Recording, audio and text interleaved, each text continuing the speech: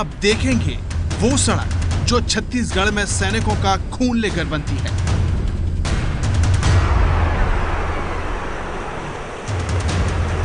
आज हम आपको दिखाएंगे नक्सलियों से भी खूंखार वो भ्रष्टाचारी जो बलिदान के कमीशन एजेंट हैं। आज आप देखेंगे प्राण देकर बनी सड़क भ्रष्टाचार से कैसे तबाह हो जाती है।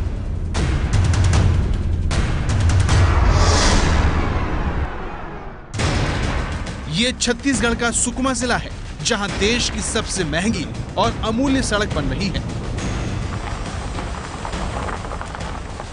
सुकमा के इंजरम और भेज्जी के बीच बन रही इस सड़क के पहले 4 किलोमीटर के हिस्से के बारे में हम ऐसा क्यों कह रहे हैं?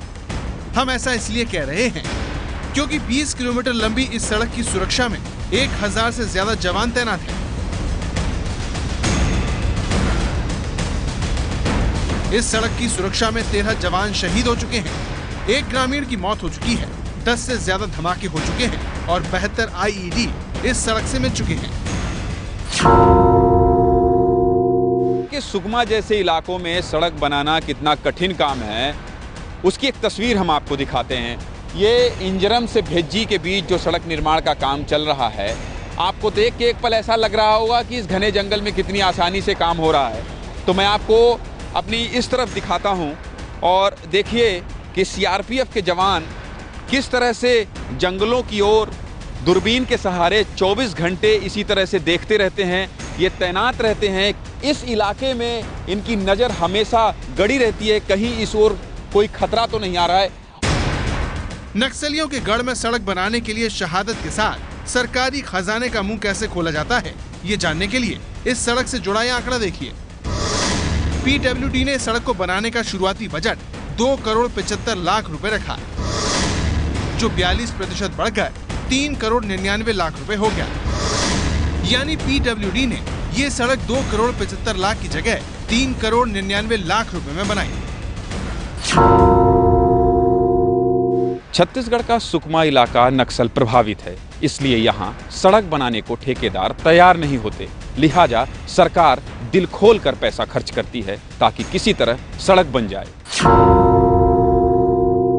सड़क अब चलने लायक नहीं है। दरअसल वो कितनी कठिनाई से बनी है, ये बताने के लिए हम 10:20 में रात के ऐसे इलाके में खड़े हैं जो सुकमा का सबसे ज़्यादा खतरनाक माओवादी इलाका है। दरअसल हम केवल आपको ये समझाना चाह रहे हैं कि ये रात को 10:20 में यदि काम हो पा रहा है इस इलाके में, तो केवल इसलिए कि CRPF के जवान यहाँ सुरक्षा दे रहे हैं। जाहिर है छत्तीसगढ़ में सड़क की अहमियत देश के दूसरे इलाकों से कहीं ज्यादा है, लेकिन फिर भी यहाँ ऐसी सड़क बना दी गई जो पहली बारिश में ही धुल गई।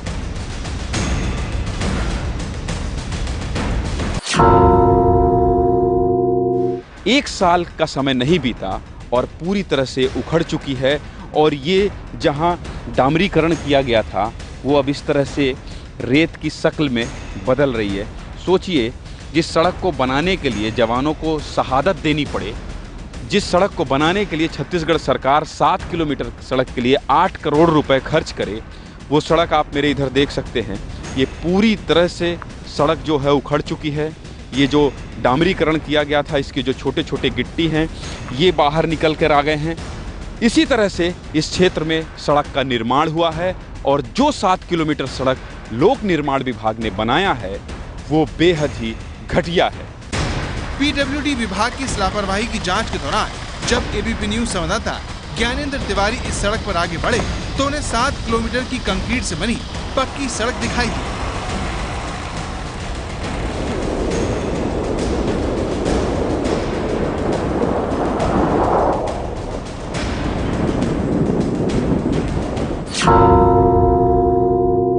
ऐसा नहीं है कि इस क्षेत्र में सड़क निर्माण का काम नहीं हो सकता है। ये जो सड़क आप देख रहे हैं 1 किलोमीटर से 7 किलोमीटर के बीच, ये पिछले 3 साल से इसे बनाने का काम किया जा रहा है। अब हम आपको आगे का हिस्सा दिखाते हैं। दरअसल PWD विभाग इस सड़क को 3 साल से नहीं बना पा रहा है, इसलिए छत्तीसगढ़ पुलिस हाउसिंग कॉरपोरेशन ने ये तय किया कि इसका जो आगे का हिस्सा है, यानी जो 13 किलोमीटर का हिस्सा है, उसे अब पुलिस हाउसिंग कॉरपोरेशन खुद बनाएगी। पिछले 4 महीने में ही ये 7 किलोमीटर की जो सड़क आप देख रहे हैं, कंक्रीट की सड़क, पुलिस हाउसिंग कॉरपोरेशन ने बना दिया है। यानी 20 किलोमीटर लंबी इस सड़क का पहले 7 किलोमीटर का हिस्सा पीडब्ल्यूडी ने बनाया, जिसमें पहले 4 किलोमीटर की सड़क पहली बारिश में ही बह गई। वहीं बाकी बचे 13 किलोमीटर में 7 किलोमीटर की सड़क बनकर तैयार है और बाकी 6 किलोमीटर की सड़क का काम जारी है। सड़क के इस भ्रष्टाचार ने सरकारी खजाने को ही नुकसान नहीं पहुंचाया है, बल्कि सुकमा में रह रहे लोगों की उम्मीदों को भी तोड़ दिया है।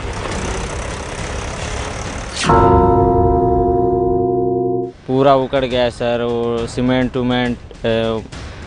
ये डामर पूरा उखड़ गया। आगे चर्च बनाने से ठीक रहता सर, ताकि हम आने जाने में परेशानी नहीं हो। तो लगता है कि रोड बन जाए, सारे लोग के लिए रोड बने तो कोई दिक्कत नहीं होगी, और सब रोड बनने से सबके लिए आने जाने के लिए बराबर हो जाएगी। अब आपके मन में सवाल उठ रहा होगा कि आखिर इतनी शहादत और पैसा लुटाने के बावजूद सड़क का ऐसा हाल क्यों हुआ? आखिर क्यों छत्तीसगढ़ के मुख्यमंत्री रमन सिंह इस घालमेल पर चुप्पी साधे हुए हैं? जब हमने इस सवाल का जवाब ढूंढने की कोशिश की तो छत्तीसगढ़ सरकार के एक नियम के बारे में पता लगा, जिसमें कहा गया है कि इस सड़क की मोटाई कम रखी जाए ताकि काम जल्दी हो सके। यानी जिस सड़क में 50 mm डाबर बिछाना था, उसमें 20 mm डाबर बिछाने का प्लान तैयार हुआ। सवाल यह है कि इतनी सुरक्षा और पैसा खर्च करने पर भी सरकार ने कमजोर सड़क क्यों बनाई? इस सवाल का जवाब जानने के लिए हम सुकमा जिले के पीडब्ल्यूडी विभाग के सबसे बड़े अधिकारी से मिले। हमारे सवाल पर एग्जीक्यूटिव इंजीनियर साहब ने ज्यादा ट्रैफिक होने से सड़क खराब होने का बहाना बनाया। उस समय की ट्रैफिक और आवश्यकता को देखते हुए जल्दी और ठेकेदार लोग भाग नहीं ले रहे थे, इसलिए शासन ने निर्णय लिया कि क्यों ना यहाँ की ट्रैफिक स्थिति को देखते हुए 20 mm कारपेट कर लिया जाए। केआर गंजीर का जवाब सुनकर एबीपी न्यूज संवाददाता ज्ञानेंद्र तिवारी पीडब्ल्यूडी ऑफिस पहुंचे और उन्होंने इस सड़क से जुड़े दस्तावेजों को खंगालना शुरू किया। आखिरकार उनकी मेहनत रंग लाई और उन्होंने वो दस्तावेज ढूंढ निकाले जिसमें सड़क खराब होने का कारण तय मानक के मुताबिक काम न करना था। ऐसे में हम एक बार फिर केआर गंजीर के पास पहुंचे। जब हमने दस्तावेजों का उन्हें हवाला दिया तो वो सकपका गए और कहने लगे कि दोनों कारणों से सड़क खराब हुई। आपकी 2 तरह की बात हो रही है, या तो वो मानक के अनुरूप काम नहीं किया है या तो ट्रैफिक की वजह से। तो एक मुख्य वजह क्या है वो बता दीजिए। मुख्य वजह तो दोनों रही है, इसलिए कि रशा वर्क होने से और कम समय में हमको कास्ट करना पड़ा, तो जिसके वजह से और ज़्यादा ट्रैफिक के दबाव और कम समय में काम करना पड़ा, इसके दोनों उनके कारण हैं। अब तक हम एग्जीक्यूटिव इंजीनियर के जवाब से संतुष्ट नहीं थे, लिहाजा हमने सवालों का सिलसिला जारी रखा। इस दौरान हमें सबसे हैरान करने वाला जवाब मिला। तो जो ट्रैफिक नेसेसिटी मांगता है उस हिसाब से हम उसको प्रावधान दे दें। केआर गंजीर ने कहा कि सड़क की मोटाई इसलिए कम रखी गई क्योंकि शासन को लगा कि जंगल में कौन जाता है। ऐसे में प्रशासन ने काम चलाऊ काम करने का आदेश दे दिया।